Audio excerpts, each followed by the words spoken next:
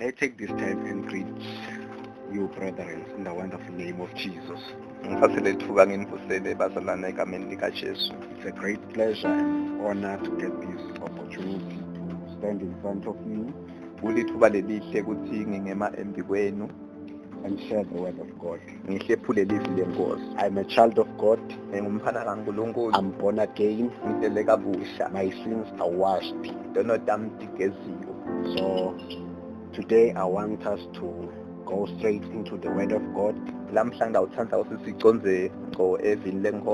going to read the Bible in the book of Luke. Luke was a doctor. We are going to read the book of the doctor. In the book of Luke chapter number 19, we are going to start from verse 1. It's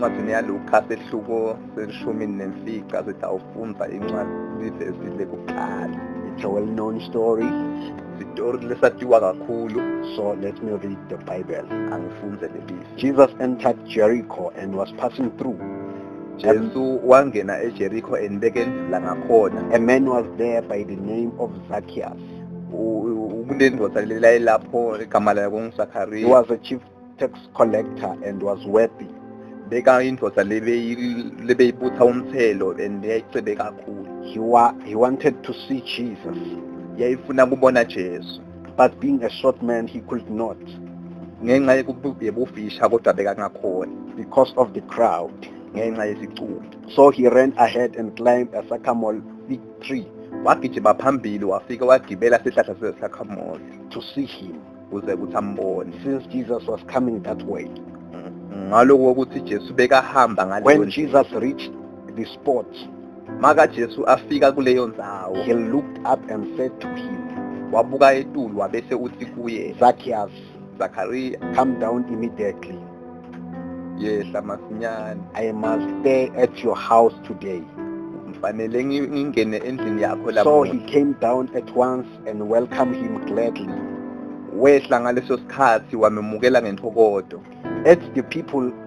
All the people saw this and began to mutter,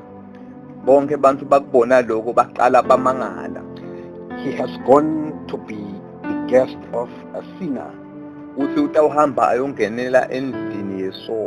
But Zacchaeus stood up and said to the Lord, look, Lord, here and now I give half of my possession to the poor. And if I have cheated anybody out of anything, I will pay back 4 times the amount. Jesus said to him, today salvation has come to this house, because this man too is the son of Abraham. For the Son of Man came to seek and to serve what was lost.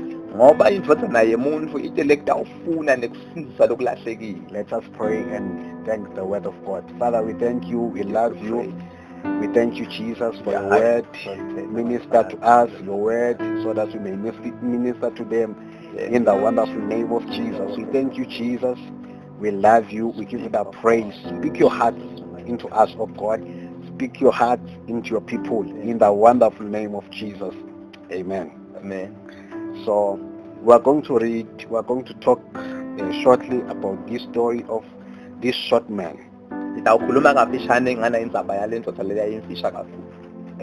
But the topic or the theme that I have today, never stop seeking God. Never stop seeking the face of the Lord. No matter how situation you are facing,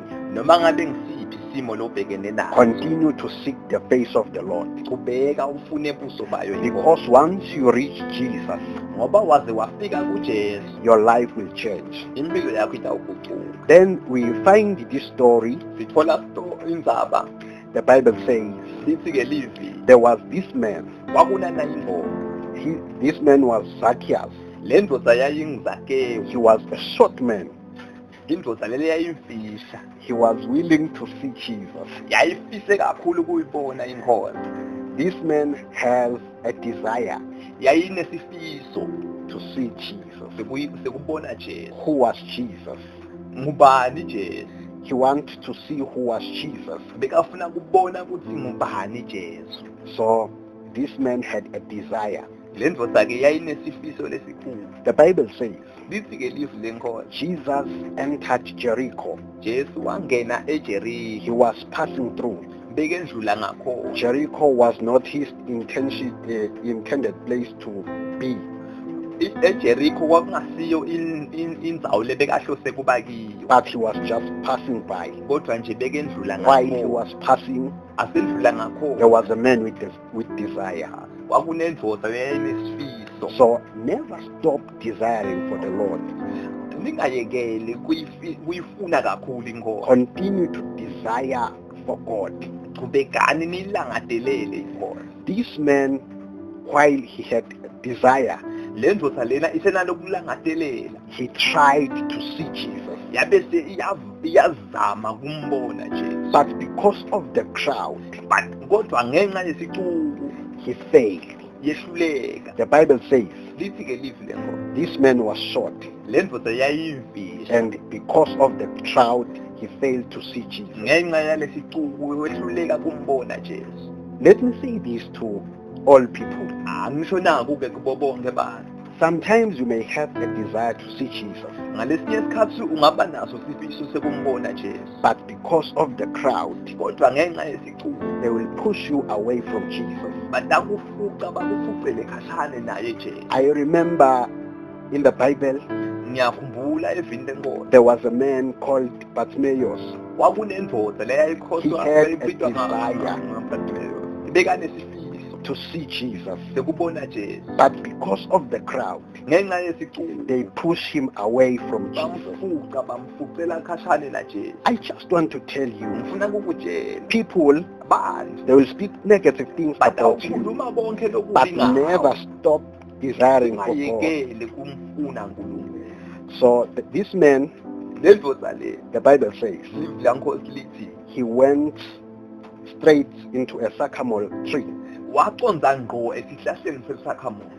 So he saw that tree Wasibona lesihlahla as a helping point njengento lebeyingamsida to see Jesus. ukuze kuthi abone Jesu. There are things which can help you Kukhona tintfo letingakusida to see Jesus. ukuze kuthi ubone Jesu. Even though people speak negative things Noma about abantu you, bangakhuluma lokubi kangakanani ngawo. but there are things which can help you. Kepha tikhona tintfo letingakusida. Sometimes prayer Ngalesinye isikhathi ngumkhuleko can help you angakusida to see Jesus. ukuze kuthi uyibone. Sometimes you need to pray ngalesinye isikhathi kudinga ukuthi ukhuleke so that you may see Jesus. ukuze kuthi ubone Jesu. Sometimes you need to read the Bible while you are tired bida ukuthi ufunde livi laNkulunkulu udiniwe because you want to see ngoba Jesus. ufuna kubona Jesu. Sometimes you need to fast Ngalesinye isikhathi kubida ukuthi uzile because you want to see ngenxa yokuthi Jesus. ufuna kubona This Jesu. man went straight into a sycamore tree Le ndoda yaqonda ngqo esihlahleni sesakhamore because he had a desire to see ngoba Jesus bekanesifiso lesikhulu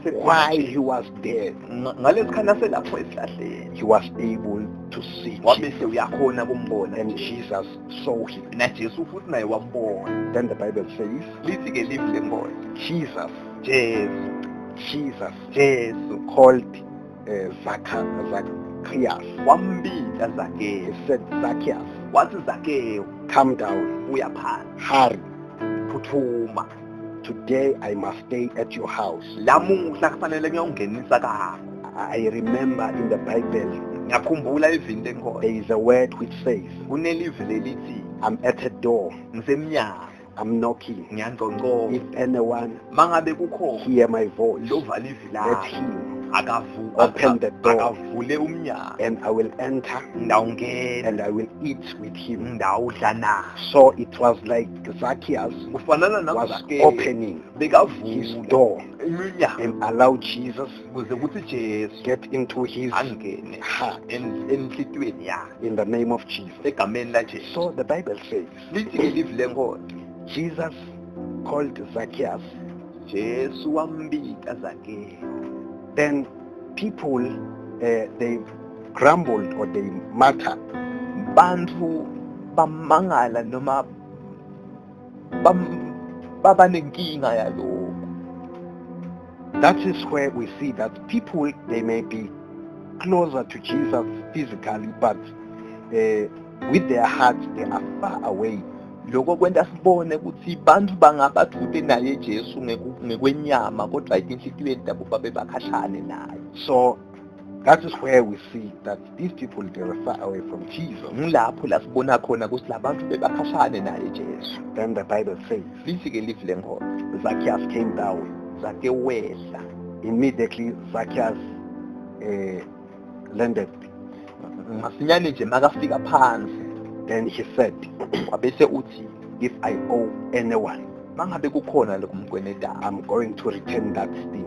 ngidakubuyisela kuye, And I'm going to give ngidawuphindze ngiphe to the poor. kulaba That abahluphekile. is what the word of the Lord does Ngiloko livi laNkulunkulu likwentayo in our hearts. esinhlitiyweni tenu. Once you receive the gospel of Jesus Christ, Waze wamukela nje lelivi lenkholo, you need to give back. ufuna bese Give suyabuyisela, love.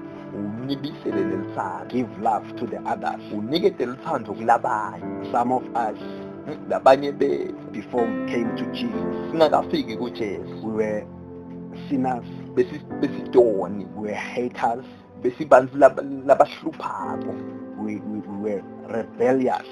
besihlupho kakhulu. But the day we received Christ, Ngaleli langa semukela Jesu, our hearts changed. tinhlitiyo tethu We tagucuka, became lovers. safike saba bantfu labatsandzako, Then we love each other. sesiba nekutsandzana. So we give.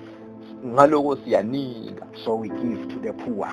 siyanika We kulabahluphekile, give love to the poor. sibaniketa lithando That labahluphekile. is the gospel of Jesus Christ. Ngilo-ke livangeli laJesu Then Kristu. the Bible says, Lithi-ke livi laNkulunkulu, after Zacchaeus reached Jesus, emva kwekuthi Zakeo afike kuJesu and he repented, waphendvuka, and Jesus said to him, wabese uthi Jesu kuye, today salvation has come to this house, lamuhla insinziso ifikile kule, because this man ngoba lo muntu lo is too a son of Abraham. uyindvodzana ya That is Abraham. where you find the identity of Zacchaeus. Ngulapho la utfola bunguye bakhe Zakeo.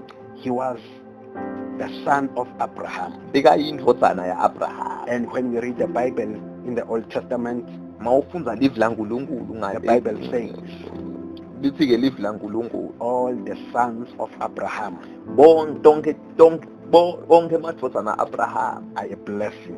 asibusiso. So even Zacchaeus, Naye he Zakeo was falling under that blessing. bekangaphansi kwaleso sibusiso. So sometimes you see, Ngalesinye isikhathi siyona because you don't know your ngoba identity, awadi ukuthi ungubani. but once you reach Jesus, kodwa wafika kuJesu, you find your identity, ngawufika utithole khona you wena, find your blessing. ngawuthola sibusiso sakho So khona.